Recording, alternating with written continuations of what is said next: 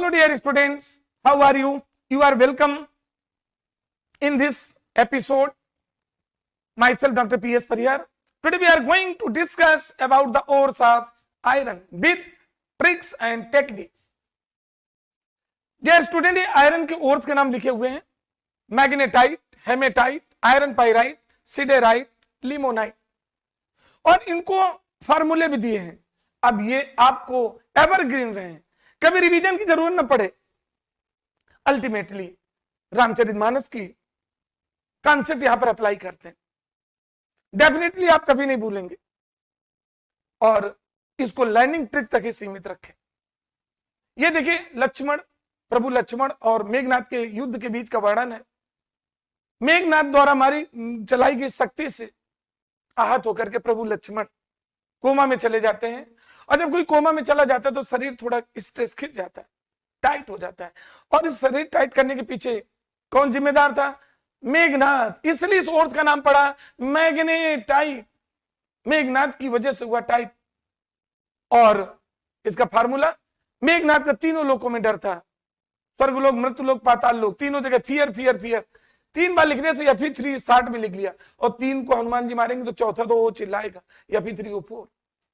अब लक्ष्मण जी fainted state में थे, उनको हनुमान जी, प्रभु हनुमान जी उठाकर लाते हैं गोद में, और जब ऊपर गोद में उठाते हैं तो उनके बॉडी में रेडियोनल ह्यूमरस में थोड़ा स्ट्रेस होता है, और शरीर थोड़ा सा खिंच जाता है और टाइट होता है।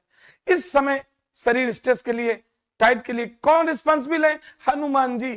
इसलिए नाम पड़ा हेमेटाइट, हनुमान जी की वजह से हुआ टाइट।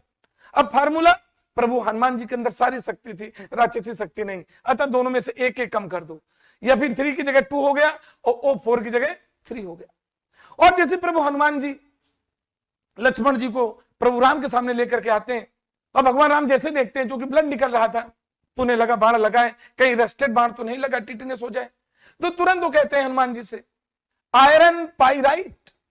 ठीक आयरन का बाण लगा है क्या? आयरन पाइराइट, आयरन का बाण लगा है।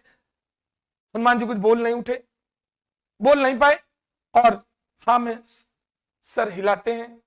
तो जैसे हाँ कहते हैं, भगवान राम के मुंह से निकलता है, अरे फिर सर संकट, फिर सर संकट।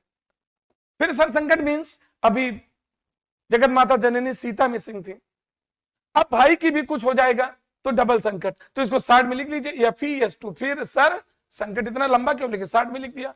और तब तक हनुमान जी बोल उठते हैं, प्रभु सीधे राइट, ठीक सीधे बाण लगाए, सीधे राइट, ठीक सीधे बाण लगाए।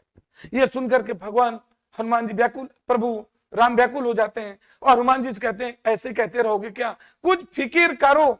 फार्मूला देखो याद हो गया सीधे राइट का, फिकिर करो FECO3।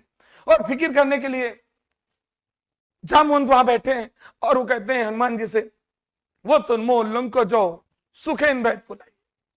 और सुखेन वैद्य को लेकर के जब आते हैं, सुखेन वैद्य डायग्नोसिस करते हैं, तो बताते हैं कि इनको लेमन, लीमो मीन्स शॉर्ट फॉर्म लेमन, इनको लेमन जैसी टेस्ट वाले संजीवनी बूटी को नाइट में ही लेकर चखा दो तो इनके प्राण बच सकते हैं, अन्यथा प्रातः काल के किरण निकलते ही ये नवाबगंज से होते हुए खुदागंज प्रस्थान कर जाएंगे।